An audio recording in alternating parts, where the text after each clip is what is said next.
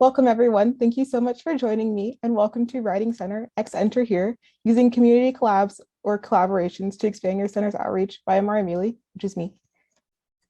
The first thing we're going to do is give a brief overview because I like to know what we're doing. We're going to go over introduction about me as a tutor. Then we're going to set the scene, which is what we're talking about, and a brief overview of community collabs. We'll talk about why does it matter and how it's beneficial for you and your center. And then we're going to do an I do, we do, and then you do kind of thing. So I'll go over examples from my center. We'll brainstorm together and talk about how you make your own community collab. And then I would love to hear from all of you about what you and your center do to build community.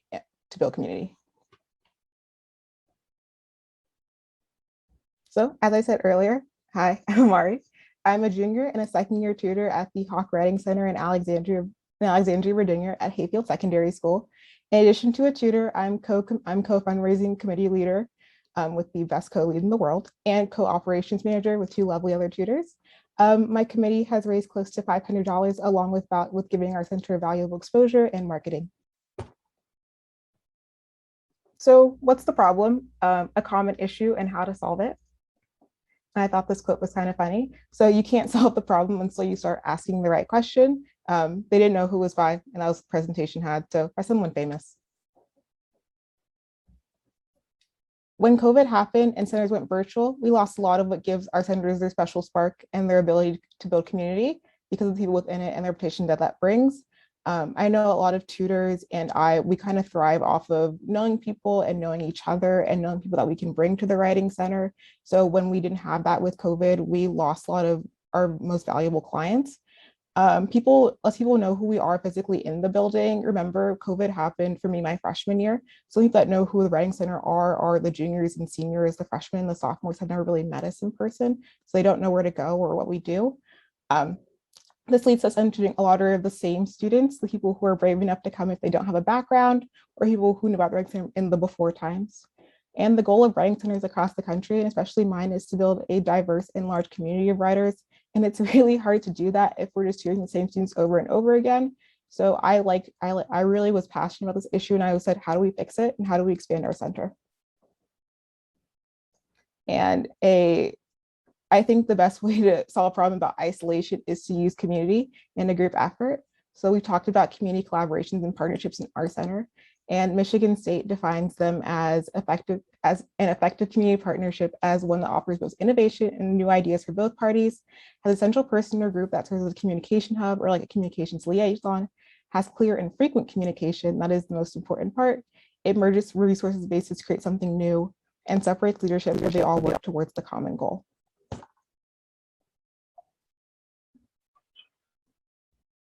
So what are the benefits of community collaborations? There's more than just for us tutors. We expose students to tutors in the Writing Center outside of a non-academic setting which makes it more approachable. You're able to give back through your communities through service learning, where people get to see what's so great about writing, reading, and literature. Clients learn what writing is a communal, collaborative process and not a solo, isolated experience. And it encourages people to visit their center so they can improve their writing skills, which is an essential skill. Some examples of this in the community are Dickinson College has a writing center that partners with their library. They set up a little mini center that helps them with their research papers. They increase business for their center, but the library staff gained a greater understanding of what the writing center does, and they were also able to increase their own business as well. And another, Utah State has this event every year called HealthCon West, which is hosted by their faculty, their library, and their writing center staff. It encourages students of all backgrounds to engage in writing in a way that's very creative and encourages a lot of collaboration and creativity. And it also builds community skills, which are essential for the future. It also has some really great benefits for tutors. We're better at adapting and working with different ability styles, backgrounds, grade levels, and abilities. When you're working with lots of different groups of people from different places, you get really good at kind of adapting to what an individual person needs because you've gotten a lot of exposure. It builds more empathetic tutors, which we'll talk about in a little bit. It develops your critical thinking skills because you're required to think on your feet when you tutor something that you've never tutored before or a paper you've never tutored before, which I think is really awesome. And it makes tutors more accessible because they have comfortable working with a larger variety of assignments and issues and topics and backgrounds. One example, I live in Maryland. Used to live in Maryland, and I'm a fan of Loyola. So the Writing Center has a program where tutors serve in Baltimore high schools. They work with diverse students from diverse backgrounds, which gives them lots of different exposure and skills that we talked about above, but also pushes them out of their element. Most importantly, they learn empathy to value different experiences of every person and focus on tutoring the whole person and not just a writing assignment. Some things that my center has done, which we host and pizza fundraisers, restaurant spirit nights. We have writing activities during Wellness Week with our counseling staff. And recently we did a research tour with our librarians because a lot of our tutors are first-year tutors who had never written a real research paper before, and they needed help kind of learning how to write annotated bibliography, or how do you find sources on a Abesco or JSTOR, which is important because also for our writing abilities, but also for helping others with their own writing assignments. And some things we hope to do in the future are all school after school tutoring. Like my school focuses on using peer tutoring as a method to help students. And we wanted to kind of take over for the English department and be there to offer our own support for our writers. We did letter writing with our combating intolerance class, poetry processing and helping students write poetry or understanding poetry, a book drive with the National English Honor Society, a middle school creative writing workshop. I'm a drama student and I am a stage manager. So my co-committee lead and I thought about how can we use drama to kind of and bring our passion with that. So we came up with a script writing contest. Science fair writing helped with the Science Honor Society and collaborating with the Hawk Pantry, which is our food bank, on writing letters for donations. And as we go through these slides in the next couple of slides, what do you notice about the different types of event? What do they have in common? What's different about them? Do they focus on academics or do they not? Two big events that we do every year are Common App Camp, which allows us to help students with their college essays, and allows us to get in touch with lots of different seniors, and it makes up a lot of our client base, especially in the beginning of the year. And we also, this year, we decided to have this at our school's annual Oktoberfest, which is just a big game before a big carnival for our homecoming game. And we didn't do any writing related activities at all. Actually, we had a Spookify specimen table, which was just if you could draw, you could write. We talked. I like to make stickers, so we'd sold stickers. And more importantly, we just got to know our community, and we encourage people to come. Hey, if you're going to Hayfield next year, if you're in elementary school, come check out the Writing Center. Or if you're in high school now, come see us.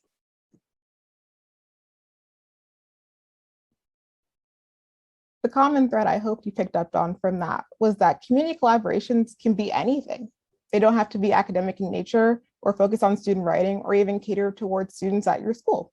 Writing doesn't feel accessible to most people. It's kind of scary to a lot of people. A lot of people don't like to write too. So if you're offering them like, oh, a tutor session at first, or maybe saying, you know, come write like this poem with me, they're gonna be like, oh, okay, I'm leaving your table now. So reel off from the tutoring and say, let's talk about me as a person. What do you like to do? Let people get to know us as tutors first, people who are fun, approachable, whole people, and then do the writing stuff. And just getting your name out, even if you don't do like a writing activity, can do a lot more.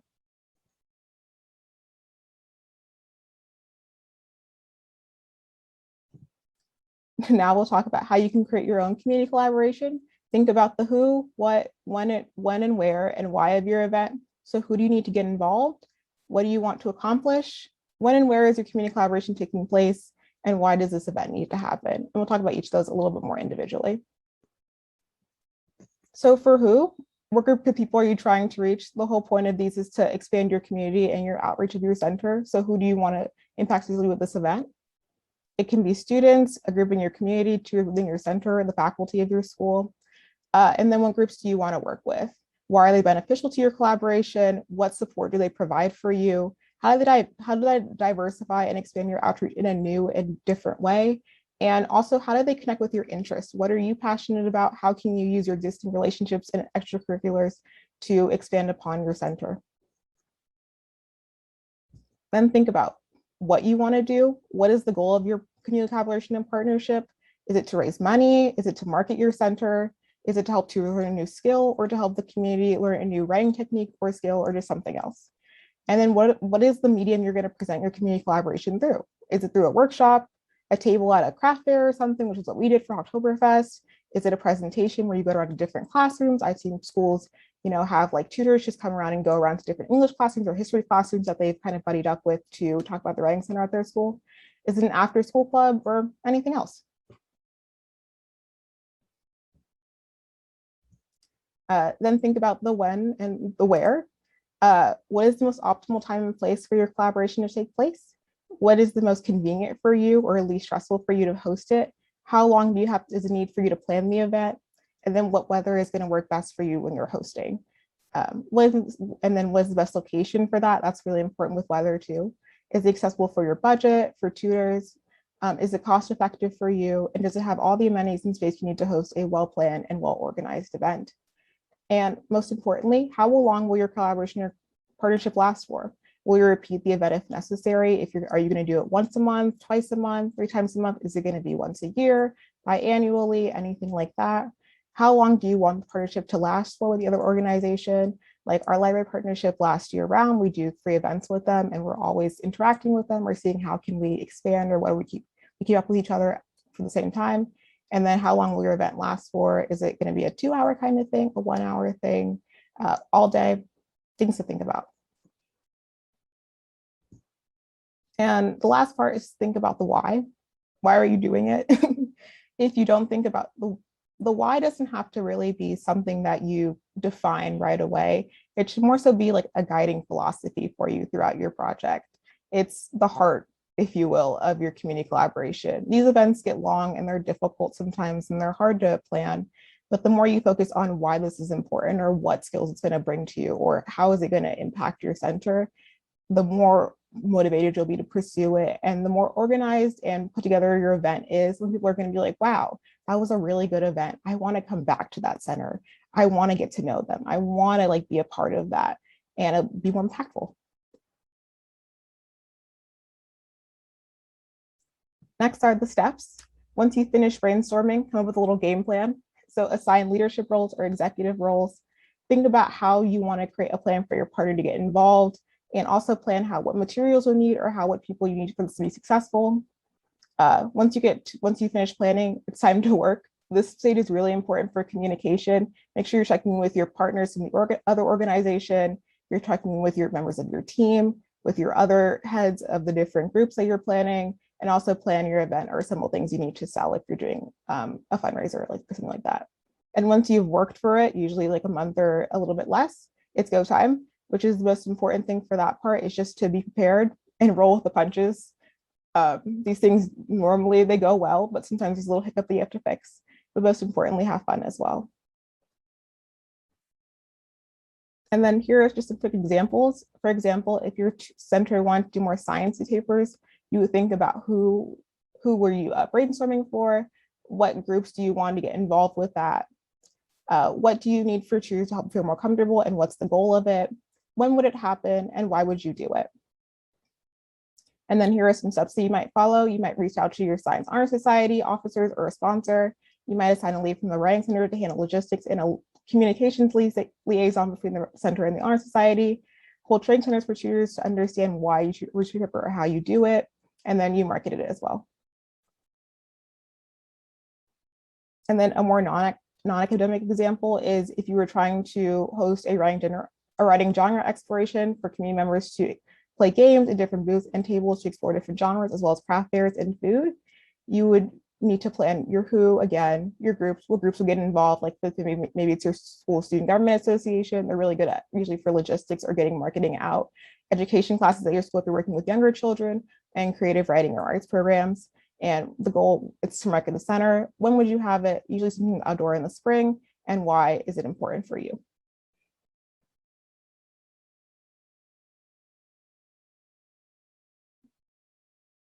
So now, if anybody would like to share, I would love to hear about what everybody else does. How do you and your community partner together? How has it helped? What have you learned, and why has it mattered to you and your center?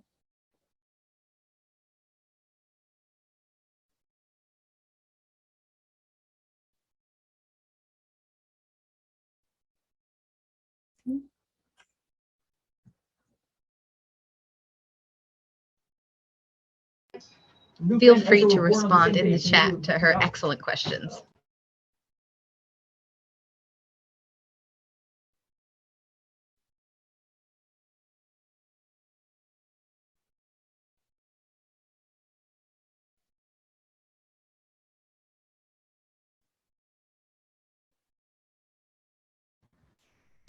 I'm happy to share. I don't know if you guys can hear me. We can. Oh, okay, good. So I'm Jenny Goranson. I used to serve as the director at West Springfield High School's Writing Center. One of the community collaborations that I remember really well was a few of the tutors a few years ago collaborated with the elementary school and did sort of a morning of, it was for the fifth graders who were about to go into middle school. And it was a full morning of sort of giving them academic and time management strategies and answering their questions about what middle school was like and also what high school's like. And sort of trying to remind them that it's cool to be a good student. And so they felt that the tutors who did it felt like it was a really great reminder of how some of the things that we do at the high school level, you sort of lay the foundation for in elementary school.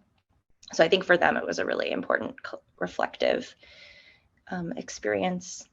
And it did take, some logistical figuring out, for the director to be in communication with the elementary school folks, but a lot of the actual planning and legwork came from the tutors.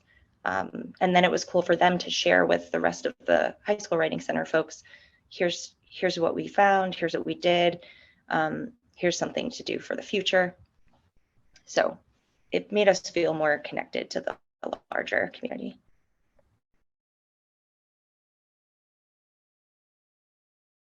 Thank you.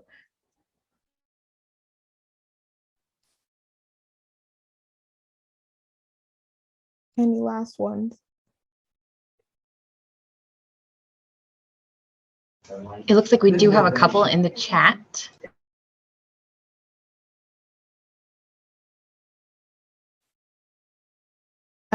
Jeffrey says we have an outreach with Spanish with our AP Spanish, a lot like your AP Science. We invite Spanish teachers and they bring their class and we workshop with them. It's helped the Spanish department realize there was more to writing while than knowing the words and grammar. That's something that our center is struggling with right now. We're trying to work on how can we get more involved with tutoring other languages. So that's really cool. And I like a night against procrastination. I feel like that's something that we could all use, but yeah. Thank you. Thank you all for listening. If you have any questions or want to keep in contact with me, my email is there, or my amazing Hawk Writing Center. Those are the first one is our Instagram and our TikTok. We post some fun little content on there. And then the second one is our Twitter. Thank you all so much for listening and your time.